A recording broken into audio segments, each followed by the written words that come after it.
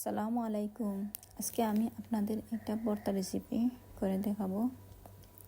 এখানে আমি সরিষার তেল দিয়ে 1 চামচ জিরা আর কাঁচামরিচ রসুন 2টা দিছি, দিয়ে লাল করে ভেজে নিব। আর সামান্য পরিমাণ এখন লবণ দিছি।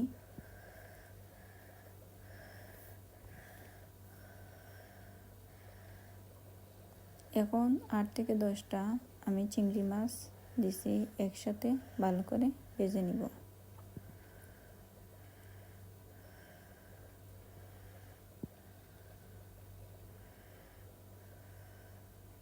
আমি ভালো করে ভেজে নিচ্ছি, সব কিছু সুন্দর মতো হয়ে গেছে।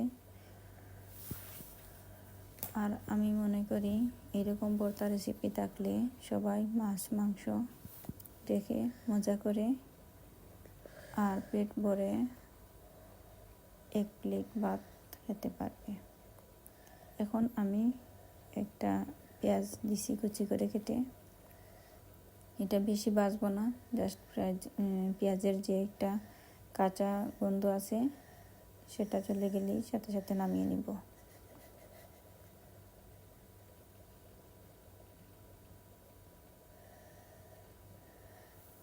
আর এখানে আমি 4-5টা শুকনো মরিচ ভেজে সামান্য লবণ দিয়ে মাখিয়ে নিচ্ছি, গুঁড়ো করে নিচ্ছি।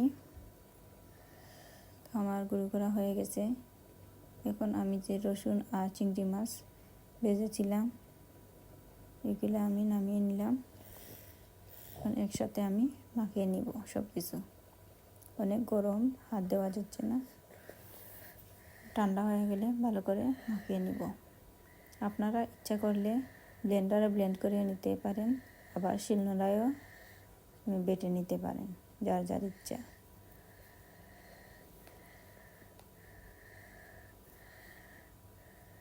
আর এই মাখানোর সময় আপনারা আর একটু সরিষার তেল ব্যবহার করবেন।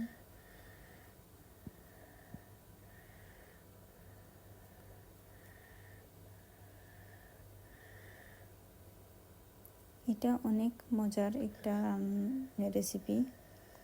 আপনারা একবার করে খেলে বুঝতে পারবেন এর স্বাদটা। অবশ্যই আপনারা রান্না করে খাবেন এরকম, দেখবেন সবাই আপনার এই ভর্তা রেসিপির প্রশংসা করবে। ওকে, বাই, আল্লাহ হাফিজ, আসসালামু আলাইকুম।